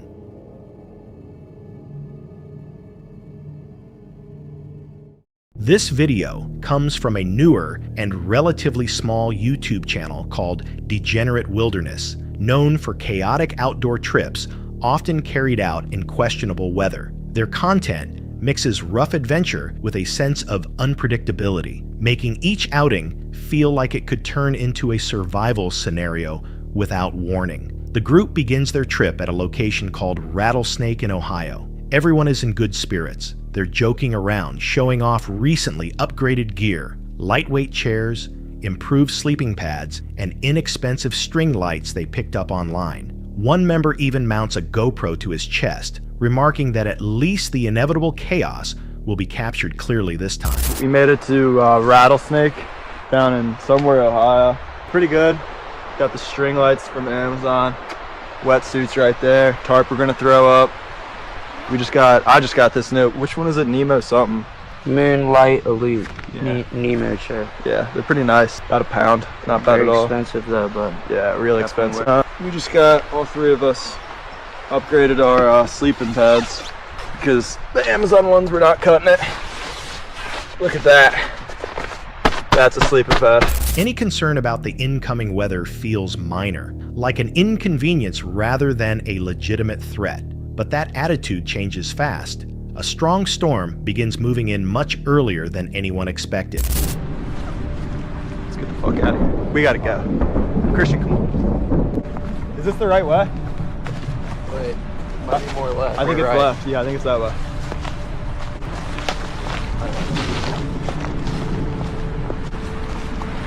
Emergency evacuation. Evacuation.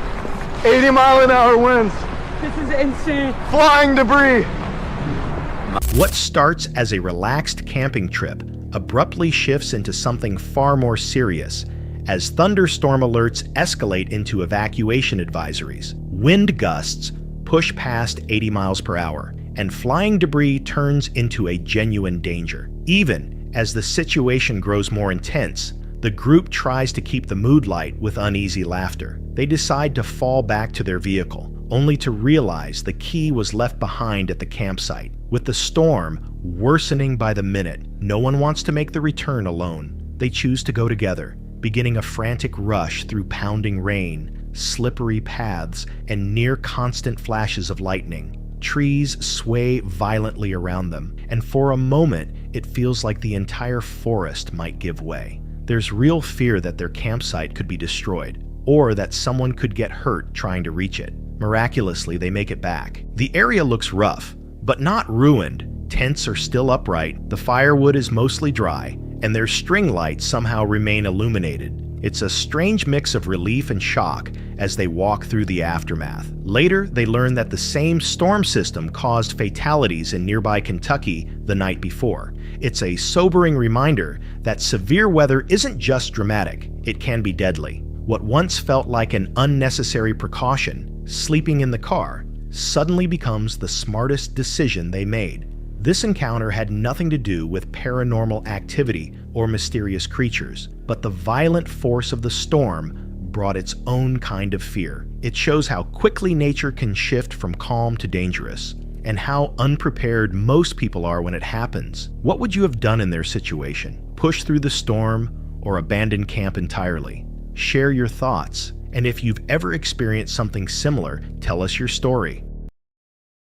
Uploaded on July 10th, 2025, this video from the Northwest Wind follows a solo camping trip into one of Pennsylvania's most talked about Bigfoot hotspots. The creator spent 3 brutally hot days in a remote section of an enormous state forest, a region long associated with an unusually high number of alleged sightings. The video begins with a blend of dry humor and genuine curiosity. It's the final night of the trip, and the creator looks exhausted, overheated, bitten up, and running low on patience. We are in the most active Bigfoot zone in Pennsylvania right now, and tonight we are going to try and summon Bigfoot to this campsite. So it's the last night of my trip at this lovely campsite. I've been out here for 3 days. Very moist, tired, flummoxed. We've eaten good, we've slept not good. We are out here in north central PA. I don't want to give away the state forest that I'm in. It's also along a very popular watershed with fishing and recreation and all kinds of stuff. Very, very isolated, but also a very, very big draw. If you're looking for Bigfoot and Sasquatch sightings, there's a very big concentration of those in this area. I'm out in Pennsylvania all the time.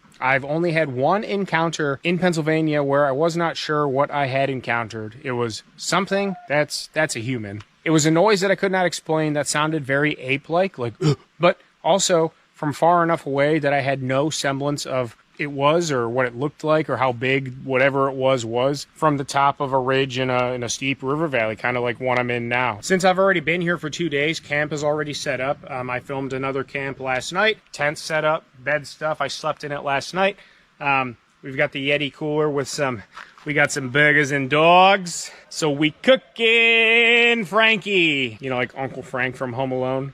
I do have some firewood, so we're going to build a nice, delicious, cozy fire tonight. Finally broke down and bought myself a thermocell, and let me tell you, I did not know what I was missing out on. I've put on so much bug spray the past 2 days that I've been out here that literally like burning my eyes and burning my forehead and my hands were so moisture, chafing.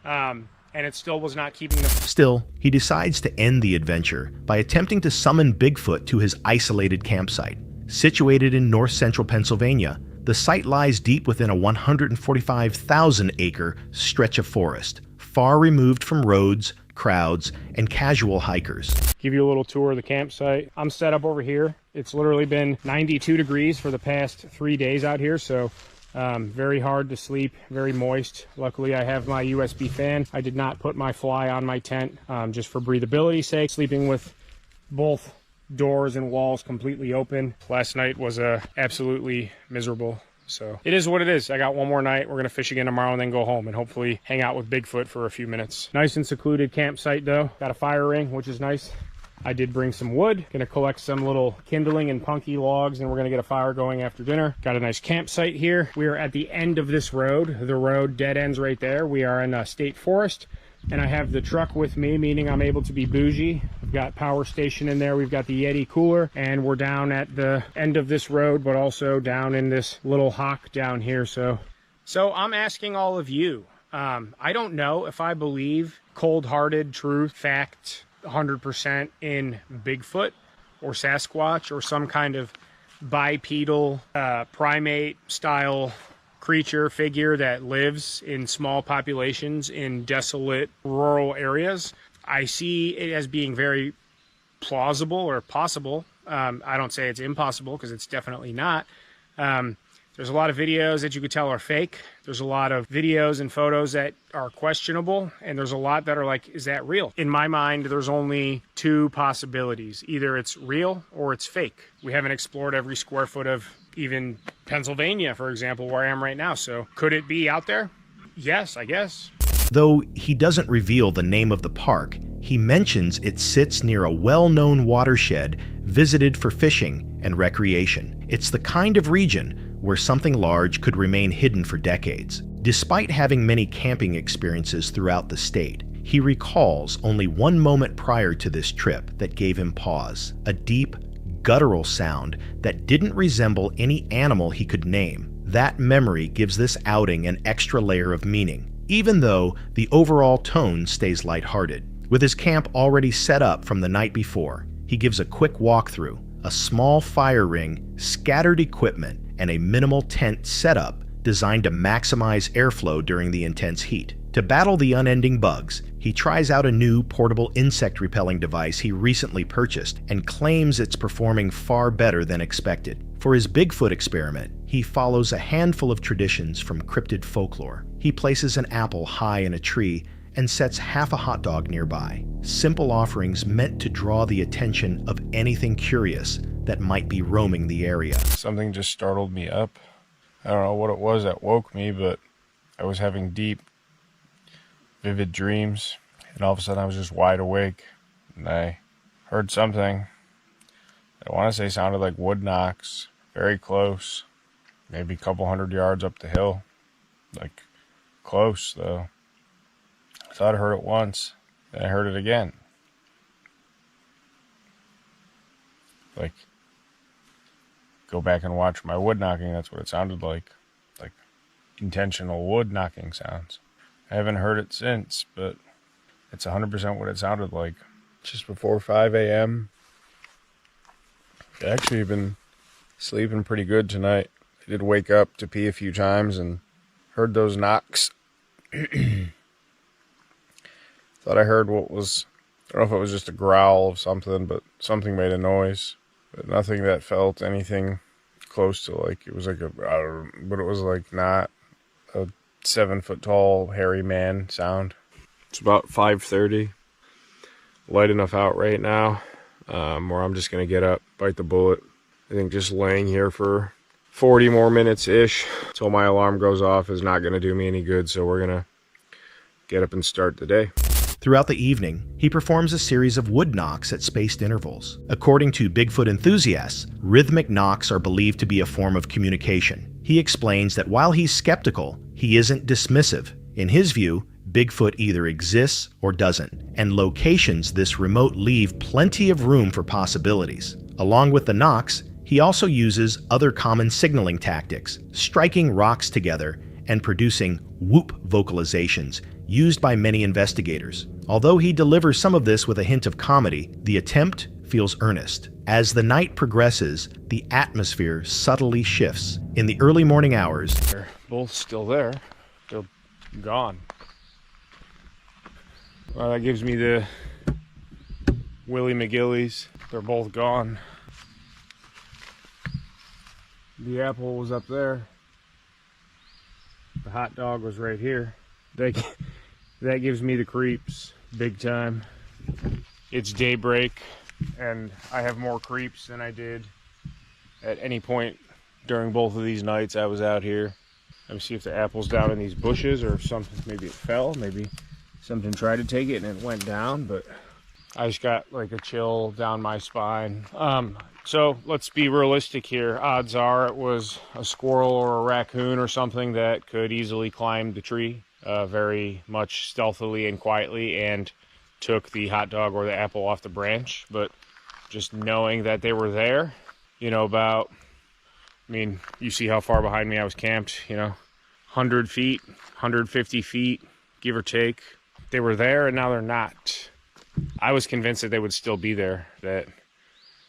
He's jolted awake. Something startled him, and shortly afterward, he hears what he believes to be two clear wood knocks echoing from a ridge nearby, eerily similar to the ones he had made earlier. Though brief and impossible to verify, the moment is unsettling. At sunrise, the biggest surprise appears. Both the apple and the hot dog, placed in separate, obvious locations, have vanished. While wildlife is the most logical explanation, their silent disappearance overnight leaves him uneasy. He admits that seeing both offerings missing in daylight felt more disturbing than anything he experienced during the night itself. Despite his attempts to joke about it, a sense of uncertainty lingers. No tracks, no sounds, just empty spots where food once was. Though the trip produced no conclusive evidence, the sequence of events, the knocks, the sudden awakening, and the missing bait mirrors patterns commonly described in Bigfoot reports. At the same time, none of it rules out entirely ordinary animals. That unresolved tension, hovering between folklore and reality, is what makes the experience compelling. Were the knocks and missing food signs of something watching from the dark tree line? Or was it all, quite simply, coincidence mixed with hungry wildlife? Let me know what you think in the comments. On July 14th, 2025, Exploring with Bear returned with a new overnight trip into a location ominously known as Psychopath Bigfoot Forest. This time he wasn't alone. His wife Tiffany joined him, reluctantly agreeing to revisit the area after a disturbing incident during their previous visit. As darkness settles and the two get comfortable inside their tent, the evening begins with lighthearted conversation, but the atmosphere shifts quickly. A deep, low growl. Welcome back to another adventure, fam. If you're new to the channel, I'm Jer Bear. For tonight's adventure, my beautiful white... Take two. Wolf? Was that a wolf? Welcome back to another adventure, fam. If you're new to the channel, I'm Jer Bear. Tonight, me and my beautiful wife, Tiffany, have come back to Psychopath Forest, Bigfoot territory. I can't believe she agreed to come out. Why did you agree to come out with me again? I didn't. Well... Holy smokes, that's a frickin' growl, man. Right outside the tent. That was a frickin' growl. That sounded so mean. You can hear it moving. Far too close and unnervingly unnatural, echoes just outside. Moments later, branches snap under heavy weight, and the sound of deliberate, measured footsteps begins circling the tent. Bear quietly notes that whatever is out there is big and moving with intention. So I am going to go out a couple times throughout the night and get some different shots of the forest, and I'll put those up throughout me and her. We're just going to stay in the tent then and find out, you know, if anything happens. Last time our tent got hit. What if it's just like a homeless person living out here, you know? I thought of that. A lot of homeless people have... Never mind. What the freak? Something just tapped on the tent.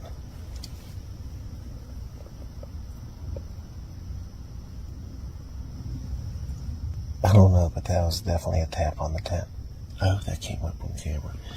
This is what's spooky too. So we can at least see this side because we've got some fire going still. But this way, we got that side open, but we can't see like what's on that side. And they can see right in at us. So that's sort of spooky.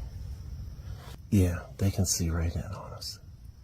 They stay inside, unsure of what exactly is lurking nearby. Could it be wildlife, a person, something else entirely? Bear remembers that during their last trip, something had actually hit their tent. Tonight, the situation feels even more intense. Let's hear. What, Bigfoot, my boy? Bigfoot, my boy. Jerry, I feel like the light is blinding me. I can't see a thing. Nope, you are correct. That's how it feels to have a light at night, yeah. You can't see anything Can't see anything. around you. Yeah. Okay, so, and that's another scary thing. If something were to happen and we were attacked, I would have no sight, no vision. But I'm out here, so you should feel good.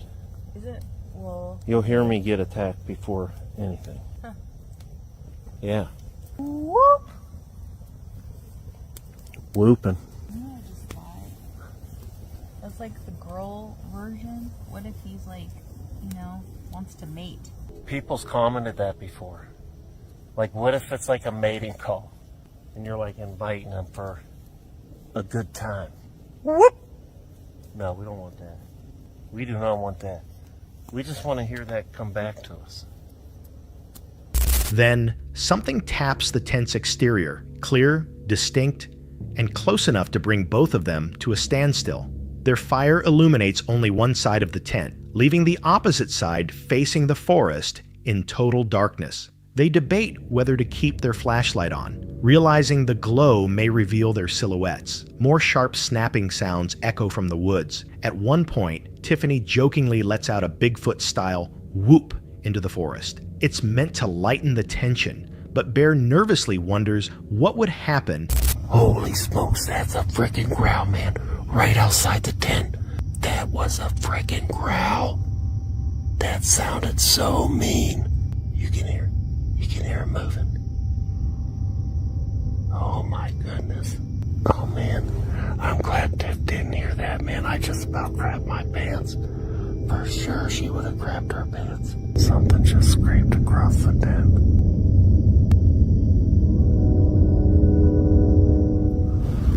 What in the world is that? Listen. What was that?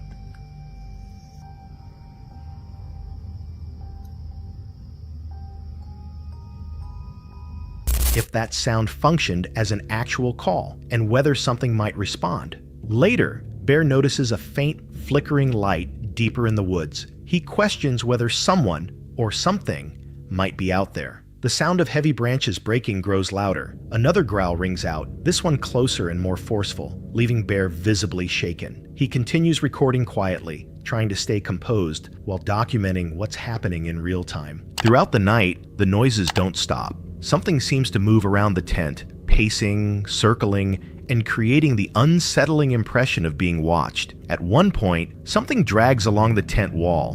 Bear whispers to viewers, telling them to watch the background closely for possible reflections or shapes. Even though every instinct tells him to step outside, he remains inside, knowing that venturing out could be dangerous. As the night comes to a close, Bear signs off by thanking viewers and encouraging them to like and subscribe if they enjoyed the video. He hints at more unnerving adventures to come. Some viewers suggested the growls were the result of territorial wildlife, possibly a bear or mountain lion. Others argued the pattern of movement and the unusual noises pointed towards something more intelligent, whether a cryptid like Bigfoot or someone intentionally trying to frighten them. The mysterious light spotted in the forest led to even more speculation. Was there another person out there, quietly observing?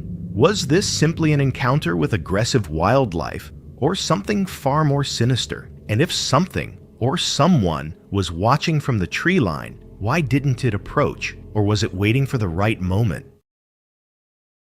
This Australia-based YouTube channel focuses on researching and documenting Yowie-related activity. On this particular outing, the creator heads out alone to revisit a familiar location known for previous unusual discoveries. The plan is simple: return to a known spot, cook noodles, eat an apple, a personal ritual, and spend time listening for strange sounds while scanning the ground for prints. Historically, the most interesting encounters have taken place in the afternoon, hoping for similar conditions. So I'm coming out now, check the usual spot for prints. I've probably only got like a good 2 hours out here, so I got to head home. But I'm going to do what we always do, and it's good because we haven't been out in a while in the afternoons with this time. It's usually always morning, early morning now. But every time I've had my encounters, experiences, whatever you want to call them, have been, well, the main two, it's sticky. I forgot I should have left my sunnies in the car. The main two have been at this time in the afternoon, a little bit later, but I'll be sitting out there and listening. So it's good that we're out here today at this time. And like I said, same thing again. Head up to the rock pools. I'm going to cook some noodles because I'm bloody starving. And then, listen, go up to the X marker, maybe sit up near there, see if that other weird animal, that mammal that we saw last time, which it looked like a quoll, like an orange quoll. It was bigger than a possum. But since then I was told that possums can have this genetic thing where they go all orange or red, like a red possum or something they call it. I don't know, I've got to look up, but that's what I've been told. And I was like, oh, that could have been what it was, because we're not standing up on its back legs, scratching or sniffing at the tree at the base of the creator sets off, noting that recent trips were mostly done in the early morning hours. Some of the most memorable past incidents also occurred later in the day, reinforcing the choice to return at this time. After a short walk, the host arrives at the usual area and begins the routine. So this is the crossing where we found that possible juvenile print. No way. Is this the same one? Look at this. This is old, but the big toe goes right up around the outside again. So that's a right foot then. And that's the exact same. Where'd it go from there? You can see that line there, really wide. This one again, really wide. It's like the exact same dimensions that we've been finding. Where's it go from there? In the water? I don't know. Like, unless this is just a kid with an extremely wide foot and a huge big toe, that's bigger than an average adult's toe. Look, that's pretty much what we've been finding. And this has been found, as you've seen from the other videos, way up the creek that we go. And no one in their right mind would let their fucking kid go that far up barefoot.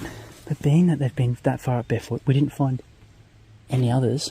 As the trek continues, attention is drawn to a familiar creek crossing, where a footprint impression is spotted. It appears unusually wide, with a large, defined toe, similar to prints previously documented farther upstream. While acknowledging the possibility of a distorted human track or a prank, the absence of other human prints and the impression's consistent width, depth, and toe placement raise questions. To provide context, the creator compares it with a nearby boot print, pointing out the differences. Typical boot marks show curvature or an arch near the heel, unlike this broad, flat impression. These contrasts contribute to speculation about a possible Yowie origin, though no firm conclusions are made. High activity here from kangaroos. That's way more than usual. So more game in the area. We go up there, which that leads up over to the top of the dam. More game in the area is a good thing. For predators, it's hard to be quiet. It's either mine or someone else's. Last time I came, so there's someone else's that's been up here. It could still be up here. Might come across them. Maybe they've got a kid with extremely large feet. Farther down the trail, there's noticeable kangaroo and wallaby activity, far more than usual. This could indicate a richer prey environment, and by extension, potentially more predator movement, assuming creatures like Yowie exist. It's just an odd spot for a rock to be by itself. It's been pulled out of the bank somewhere. It's just sitting there. You can see all the dirt around it from where it landed. Maybe it was thrown. But you can see it's been pulled out. Not sure from where. I dare say this was someone. 2 different sticks. I just don't think there'd be a reason for them to do it like that. Like Yowies, if that's the case. I reckon someone's done that. It's come up here, maybe watching my videos, who knows. But I don't think that was, Yowie done. Of course, no one's an expert. I'm not an expert, I don't know. But that just looks like something that a human would do. Specifically with this subject being what it is in this area. I'm pretty open about where I go. That's the person. I'll check the footage from before and see if that was there on the way up just then. Because if it wasn't, then that's going to be very interesting. The host remains cautious, recognizing how easily assumptions can form in the wilderness. Near the rock pools, an apple and some gear are left unattended in hopes of observing any interaction while temporarily away. Along the path, an oddly positioned rock is found, seemingly pulled from the creek bank and dropped in an unnatural manner. 2 sticks, arranged in a deliberate pattern, are also discovered, resembling possible markers. Though interesting, the creator avoids making claims, suggesting they could simply be the actions of other people, maybe even viewers familiar with the channel. Upon returning to the site, the apple and equipment remain untouched. However, the host notices that the phone inexplicably stopped recording a portion of the trek, likely a technical issue, though it adds to a growing list of strange coincidences experienced on previous outings. The trip ends with a bowl of noodles under a calm afternoon sky. Despite the host's skeptical outlook, the repeated appearance of nearly identical prints across multiple isolated locations, all uniform in size and shape, remains difficult to dismiss. The seemingly intentional placement of natural objects might be coincidence, but the context makes them feel more deliberate than random. Could all of this be explained by subtle human activity and misinterpretation, or is something truly elusive leaving signs in this remote part of Australia? On June 28, 2025, the YouTube creator Mandog Wild released a solo overnight camping video documenting a challenging ascent deep into the mountains. His mission had 2 goals: to push himself through an off-trail wilderness trek and to investigate a long-abandoned ridgetop dwelling tied to unsettling local legends. The destination he sets out to find is remote and uncharted, mentioned only through vague accounts. Positioned along a high ridge, the structure was once home to a reclusive individual known as the Hermit, a mysterious figure rumored to have lived alone for years before disappearing without explanation. While some locals confirm the cabin's existence, few are willing to revisit it, often describing an oppressive or uneasy feeling associated with the place. So what adventure lies ahead today? Well, we're heading somewhere remote, unsettling, and largely undocumented. I'm on a quest to discover and explore an abandoned house in these mountains, abandoned by a man simply known as the Hermit. Upon discovery of the house, if we do find it, we'll be having ourselves a little solo overnight inside, depending on conditions, because I don't know obviously what it's like inside. It could be full of shit. To get to this place, it's no easy task. There's no roads and no trails. All I know is the estimated location, and that's basically where I have to look. So the legend goes that this man lived here completely alone for decades until one day he just completely vanished. No body, no note, just silence. So tonight I'll be camping in here alone to investigate the rumors of strange lights, voices echoing through the mountains, among other paranormal activity. After a strenuous climb through untouched terrain, the YouTuber finally reaches the house. Despite years of abandonment, the interior remains surprisingly intact. While surveying the property, he notices a circular man-made formation nearby, possibly an old sealed well. Once inside, he sets up a minimalist camp, using only the essentials, and begins his investigation as daylight fades. He starts a ghost box session, using a device believed to allow spirits to manipulate audio frequencies to form short words. Strangely, the device remains completely silent at first, something he finds more unnerving than immediate responses, especially given the dark history connected to the property. Eventually, so starting with the ghost box, we're just going to ask some questions. It basically works through a frequency that allows spirits to pick up on the electrical energies of the software, and the software has words in them allowing basically spirits to use energy to communicate. So are there any spirits in the area, in the mountains, in the home with me tonight?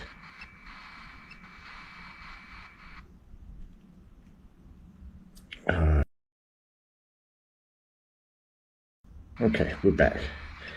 The app just crashed randomly. So it's interesting.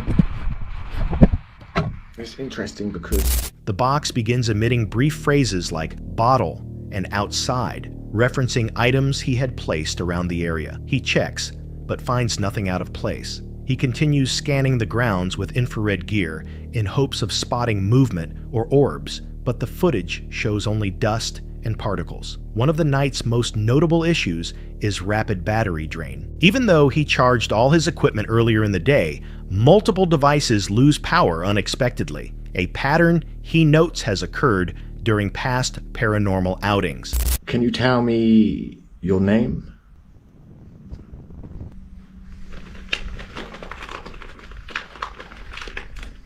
Keep recording. Keep recording? Why, are you going to do something? It's very difficult for me to keep recording because I am such low battery on both. Right now, this is actually a real big struggle, but I'm going to keep recording. Is there anything you want to tell me? And it's crazy because I've had these devices on power banks all afternoon. I want one. You want one? I don't show it on camera, but I just lit up a cigarette. You want a cigarette? I know everyone seems to smoke here. I don't suppose you're any different. Okay.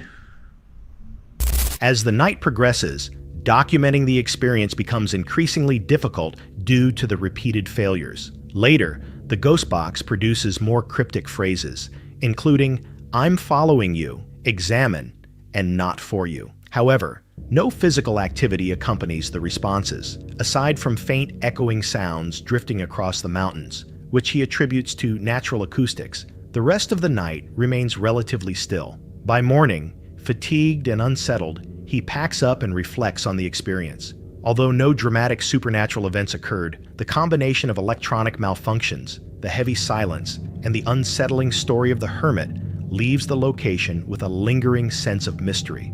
The lack of obvious signs, footsteps, voices, or visual anomalies almost makes the atmosphere feel intentionally withheld, as though something was present but chose not to reveal itself. Was the hermit's disappearance simply explained by history, lost over time? Or is there something deeper about this mountain home that resists being understood? Let us know your thoughts below. This YouTube channel focuses on adventure-style vlogging, blending exploration with elements of mystery, risk, and curiosity. The host, Tom, frequently ventures into restricted or heavily rumored locations, including some of the most secretive places in the United States, such as Area 51. His videos often combine suspense, dry humor, and authentic, unfiltered reactions to the unexpected. On March 28, 2017, Tom and his team traveled to the remote desert border surrounding the infamous military base. Almost immediately, they began noticing subtle indicators of military presence, dusty roadways that looked routinely driven, fresh tire impressions, and local chatter about camouflage patrol units operating nearby. They also spot Ford Raptors cruising through the area, vehicles commonly associated with base security, reinforcing the impression that they may be edging too close to restricted territory. There's the dirt road, 10, 15, 20 miles. I don't know how far to Area 51.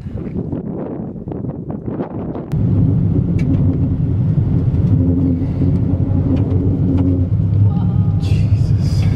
Friggin' asshole. Does that mean I can't take any video? Alright, so we found a sort of back trail. I don't know exactly what it's used for. Maybe one of the trails of the camel guys, military police security, something, because hill that they sit on, it's up over that, right over there. I swear this is just the most beautiful area, way underrated. Here, let's get higher up here. Determined to get a better vantage point, the team follows an unmarked dirt road in hopes of gaining elevation for a distant look at the facility. As they hike across the terrain, they point out ridges believed to be used by security personnel, likely stationed on high ground to monitor activity around the perimeter. So the security guys have that Ford Raptor. I don't know, I don't see any road or tire tracks right over in this spot, although there is a walking path. Or a path for something. So up over that hillside is where they are. It's like a mile, half mile, something like that though. So we're thinking if we get up over to this ridge, we might get a look at something. It's never ending, I swear to God. Oh fuck. Alyssa, get the keys, go! Go! Fuck, go, go, go!